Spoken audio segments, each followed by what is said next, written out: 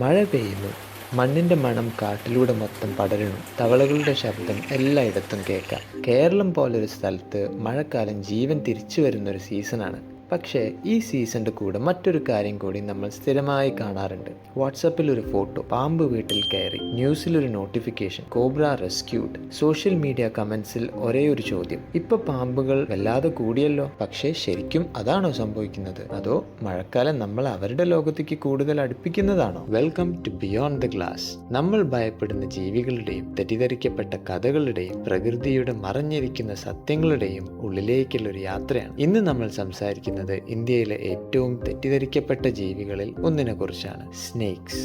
മഴ നമുക്കൊരു സീസൺ മാത്രമായിരിക്കാം, പക്ഷേ സ്നേക്സിനെ സംബന്ധിച്ചിടത്തോളം അത് അവരുടെ ജീവിതത്തിൽ വളരെ ആക്റ്റീവായിട്ടുള്ളൊരു സമയമാണ്. മണ്ണിൻ്റെ അടിയിലുള്ള ബറോസ് മൊത്തം വെള്ളം കൊണ്ട് നിറഞ്ഞ് അവർ പുതിയ ഷെൽട്ടറൊക്കെ തേടി പുറത്തേക്ക് വരുന്ന ഒരു സമയമാണ്. അതേ സമയം തന്നെ തവളകള്, എലികള്, പല്ലികള്, അതുപോലത്തെ ഇവരുടെ ഇരകളൊക്കെ കൂടുതലും ആക്റ്റീവ് ആവും. അതുകൊണ്ട് തന്നെ ഈ ഫുഡുള്ളിടത്തേക്ക് ഈ പ്രിഡേറ്റേഴ്സ് ഒക്കെ നീങ്ങും. പിന്നെ മറ്റൊരു കാര്യം, ബ്രീഡിംഗ് സീസൺ കൂടെ ഇതിൻ്റെ ഒപ്പം വരുമ്പോൾ സ്നേക്സിന്റെ മൂവ്മെന്റ് നാച്ചുറലി നല്ലോണം ഇൻക്രീസ് ചെയ്യും. അതിനൊപ്പം നമ്മൾക്ക് കൃഷി സീസൺ ആയതുകൊണ്ട് തന്നെ നമ്മൾ കൂടുതൽ ഫീൽഡ്സിൽ കുറച്ച് സമയം സ്പെൻഡ് ചെയ്ത് തുടങ്ങും. അതുകൊണ്ടാണ് ഈ എൻകൗണ്ടേഴ്സ് ഒക്കെ ഇൻക്രീസ് ചെയ്യണത്. സ്നേക്ക് പോപ്പുലേഷൻ പെട്ടെന്ന് എക്സ്പ്ലോഡ് ചെയ്തത് കൊണ്ടല്ല കേട്ടോ, നമ്മളും അവരും ഒരേ സമയത്ത് ഒരേ ഇടങ്ങൾ ഷെയർ ചെയ്യുന്നത് കൊണ്ടാണ്. ഇന്ത്യയിൽ ഏകദേശം 300-ലേറെ അധികം സ്നേക്ക് സ്പീഷീസ് ഉണ്ട്. അതിൽ ഭൂരിഭാഗം വെനമസ് അല്ല, മനുഷ്യന്മാരെ അറ്റാക്ക് ചെയ്യാൻ വേണ്ടി നടക്കുന്ന ജീവികളുമല്ല. പക്ഷേ സ്നേക്ക് ബൈറ്റിനെ കുറിച്ച് സംസാരിക്കുമ്പോൾ ഒരു ഗ്രൂപ്പിന്റെ പേര് നമ്മൾ സ്ഥിരമായി കേൾക്കാറുണ്ട്.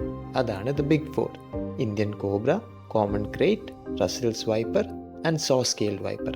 ഇന്ത്യയിലെ സ്നേക്ക് ബൈറ്റ് ഫെറ്റാലിറ്റീസിൽ ഹിസ്റ്ററിക്കലി ഏറ്റവും വലിയ പങ്ക് വെച്ചിട്ടുള്ള സ്പീഷീസ് ആണ് ഇവർ. അതുകൊണ്ടാണ് ഈ 4 സ്പീഷീസിനെ ബിഗ് ഫോർ എന്ന് വിളിക്കുന്നത്. ദ ബിഗ് ഫോറിൽ വരുന്ന ആദ്യത്തെ ആളാണ് ഇന്ത്യൻ കോബ്ര. ആ പേര് കേൾക്കുമ്പോൾ തന്നെ നമ്മുടെ എല്ലാവരുടെയും മനസ്സിൽ വരുന്നത് ഹുഡ് വിരിച്ച് നിൽക്കുന്ന ഒരു പാമ്പിന്റെ ചിത്രമാണ്. ആ ഇമേജ് നമ്മുടെ മനസ്സിൽ ഇത്രയും ഉറപ്പിച്ചത് സിനിമയും ടിവിയും ഒക്കെയാണ് കേട്ടോ. എന്നാൽ യാഥാർത്ഥ്യം കുറച്ച് വ്യത്യസ്തമാണ്. കോബ്ര മനുഷ്യനെ അറ്റാക്ക് ചെയ്യാൻ വേണ്ടിയിട്ട് ഈ ഒരു ഹുഡ് വിരിച്ച് വരണതല്ല. അതിന് അപകടം തോന്നിയാൽ മാത്രം അത് ഹുഡ് വിരിച്ച് സ്വയം രക്ഷിക്കാൻ ശ്രമിക്കും. ഒഴിഞ്ഞു പോകാൻ ഒരു അവസരം കിട്ടിയാൽ അവരെപ്പോഴും അത് തന്നെ ചൂസ് ചെയ്യുള്ളൂ. കോബ്രയും മറ്റേ സ്നേക്സിനെയും ഒക്കെ കണ്ടാൽ നമ്മൾ ഒരു കാര്യം ശ്രദ്ധിക്കും: അവരുടെ നാക്ക് ഇടയ്ക്കിടയ്ക്കായിട്ട് പുറത്തേക്ക് വരുന്നതായിട്ട് കാണാൻ പറ്റും. അത് നമ്മൾ ടേസ്റ്റ് ചെയ്യുകയല്ല കേട്ടോ. അവരുടെ ആ ഒരു ഫോർക്ക് ടങ് നമ്മുടെ അന്തരീക്ഷത്തിലുള്ള കെമിക്കൽ പാർട്ടിക്കിൾസിനൊക്കെ അത് കളക്ട് ചെയ്തിട്ട് അവരുടെ ഉള്ളിലുള്ള ഒരു സ്പെഷ്യൽ സെൻസറി ഓർഗൻ, അതായത് ജാക്കോബ്സൺസ് ഓർഗൻ, അവിടെ കൊണ്ടുപോയിട്ട് എത്തിക്കുകയാണ് ചെയ്യുക.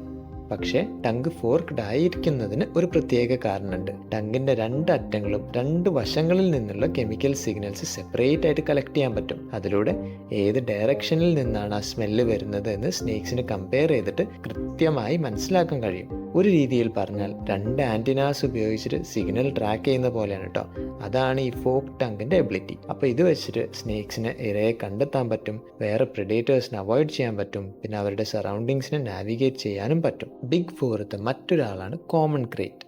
അത് വേറൊരു രീതിയിൽ ഭയങ്കര ഡേഞ്ചറസ് ആണ്. രാത്രിയിൽ ഇവർ ഏറ്റവും ആക്റ്റീവ് ആയതുകൊണ്ട് പല ബൈറ്റ്സും നമ്മൾ ആൾക്കാർ ഉറങ്ങുമ്പോഴാണ് സംഭവിക്കുന്നത്. ഏറ്റവും ഡേഞ്ചറസ് ആയ കാര്യം എന്താണെന്നറിയോ? പല ക്രേറ്റ് ബൈറ്റ്സും ഓൾമോസ്റ്റ് പെയിൻലെസ് ആയിരിക്കും. അപ്പോൾ ചില സമയങ്ങളിൽ ബൈറ്റ് മാർക്ക് പോലും ക്ലിയർ ആയിട്ട് കാണാൻ പറ്റില്ല. അതുകൊണ്ട് വേദനയില്ല, അപ്പോൾ ബൈറ്റ് സീരിയസ് അല്ല എന്ന് കരുതുന്നത് വളരെ ഡേഞ്ചറസ് ആണ്. ലക്ഷണങ്ങൾ കുറച്ച് സമയം കഴിഞ്ഞ് മാത്രമേ തുടങ്ങുള്ളൂ. അതാണ് ഈ സ്പീഷീസിന്റെ ഒരു മെഡിക്കൽ പോയിന്റ് ഓഫ് വ്യൂവിലുള്ള ഇമ്പോർട്ടൻസ്. അടുത്ത ആളാണ് റസൽസ് വൈപ്പർ. അതൊരു ഹെവി ബോഡീഡ് ആയിട്ടുള്ള സ്നേക്ക് ആണ്. ഡ്രൈ ഇലകളുടെ ഇടയിലോ കൃഷി സ്ഥലങ്ങളിലൊക്കെ ഇരുന്നാൽ അതിന്റെ ക്യാമഫ്ലാജ് കാരണം നമുക്ക് കണ്ടുപിടിക്കാൻ ഭയങ്കര ബുദ്ധിമുട്ടാണ്. ഇന്ത്യയിലെ മെഡിക്കലി ഇമ്പോർട്ടൻറ്റ് സ്നേക്സിൽ ഏറ്റവും പ്രധാനപ്പെട്ട സ്പീഷീസിൽ ഒന്നാണ് കേട്ടോ അത്. അതേസമയം ഇന്ത്യയിലെ പല പിറ്റ് വൈപ്പേഴ്സിനും മറ്റൊരു പ്രത്യേകത ഉണ്ട്. അതെന്താ വെച്ച് കഴിഞ്ഞാൽ അവരുടെ കണ്ണിനും മൂക്കിന്റെയും ഇടയിൽ ചെറിയ ഹീറ്റ് സെൻസിങ് പിറ്റ്സ് ഉണ്ട്. അത് ഉപയോഗിച്ചിട്ട് അവർ ഇരുട്ടിൽ ഈ വാം ബ്ലഡഡ് ആയിട്ടുള്ള അനിമൽസിന്റെ ബോഡി ഹീറ്റ് ഡിറ്റക്ട് ചെയ്തിട്ട് അവരെ ഹണ്ട് ചെയ്യും. അതുകൊണ്ട് പൂർണ്ണ ഇരുട്ടിലും പ്രേനെ എവിടെയാണ്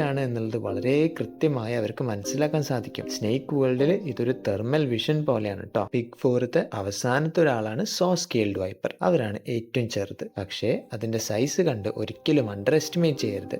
ത്രെറ്റ് ഫീൽ ചെയ്യുമ്പോൾ സ്കെയിൽസിനെ പരസ്പരം ഉരച്ച് ഒരു വാർണിംഗ് സൗണ്ട് ഉണ്ടാവും. നേച്ചർ ആദ്യം തന്നെ വാർണിംഗ് തരുന്നു. അത് മനസ്സിലാക്കുന്നത് നമ്മുടെ ഉത്തരവാദിത്വമാണ്. പക്ഷേ ഇവിടെ ഒരു മിസ്കൺസെപ്ഷൻ ക്ലിയർ ചെയ്യണം നമ്മൾ. ബിഗ് ഫോർ എന്ന് പറയുന്നത് ഇന്ത്യയിലെ വെനമസ് സ്നേക്സ് ഇവർ മാത്രമാണ് എന്നല്ല. King cobra, pit vipers, sea snakes പോലെ വേറെയും കുറേ വെനമസ് സ്പീഷീസ് ഉണ്ട്. ബിഗ് ഫോർ എന്നത് സ്നേക്ക് ബൈറ്റ് കേസസിൽ ഹിസ്റ്റോറിക്കലി ഏറ്റവും കൂടുതൽ മെഡിക്കൽ ഇമ്പോർട്ടൻസ് ഉള്ള ഓർഡറിലുള്ള 4 സ്നേക്സ് ആണ്. നമ്മൾ ഇത്രയും സ്നേക്സിനെ പറ്റിയിട്ടും സ്നേക്ക് ബൈറ്റിനെ കുറിച്ചൊക്കെ സംസാരിക്കുമ്പോൾ അതിന്റെ ട്രീറ്റ്മെന്റിനെ കുറിച്ച് നമ്മൾ എന്തായാലും അറിഞ്ഞിരിക്കണം. ഇന്ത്യയിൽ ബിഗ് ഫോർ സ്നേക്സിന്റെ വെനമിനെ ടാർഗറ്റ് ചെയ്യുന്ന പോളിവാലന്റ് ആന്റി സ്നേക്ക് വെനം അഥവാ ASV നമ്മുടെ ഗവൺമെന്റ് മെഡിക്കൽ കോളേജസിൽ, ഡിസ്ട്രിക്ട് ആശുപത്രികളിൽ, താലൂക്കിൽ, അതോ കൂടാതെ കുറെ പ്രൈവറ്റ് ഹോസ്പിറ്റൽസിലും ലഭ്യമാണ്. സ്നേക്ക് ബൈറ്റ് ഉണ്ടായാൽ ഏറ്റവും ഇമ്പോർട്ടന്റ് കാര്യം ആ പാമ്പിനെ പിടിക്കാൻ ശ്രമിക്കുകയോ ഐഡന്റിഫൈ ചെയ്യാൻ ടൈം കളയുകയോ അല്ല. ആ ഒരു കടിയേറ്റ ആളെ എത്രയും വേഗം ഏറ്റവും അടുത്തുള്ള ആശുപത്രിയിൽ എത്തിക്കുകയാണ്. ഡോക്ടേഴ്സ് അതിന്റെ bite history, symptoms, examination and ആവശ്യമുള്ള ഇൻവെസ്റ്റിഗേഷൻസ് എന്നിവ നോക്കിയിട്ട്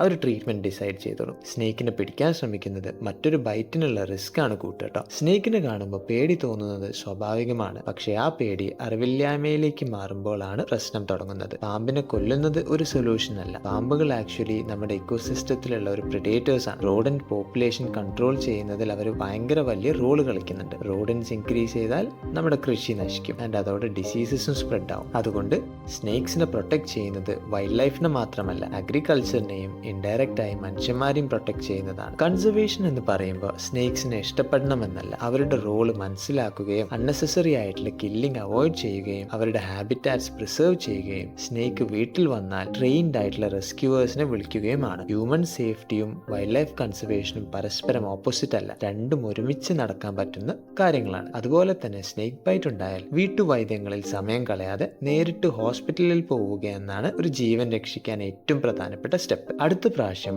മഴയുടെ ഇടയിൽ ഒരു സ്നേക്ക് റെസ്ക്യൂ വീട് കാണുമ്പോൾ പാമ്പുകൾ വല്ലാണ്ട് കൂടിയല്ലോ എന്ന് പറയുന്നതിന് മുന്നേ ഒരു നിമിഷം ചിന്തിച്ചു. ഒരു പക്ഷേ പാമ്പുകൾ കൂടിയതായിരിക്കില്ല, മഴ പെയ്തപ്പോൾ നമ്മൾ അവരെ കൂടുതൽ കാണുന്നതായിരിക്കും. ഈ ഭൂമി നമ്മുടെ മാത്രമല്ല അവരുടെയുമാണ്.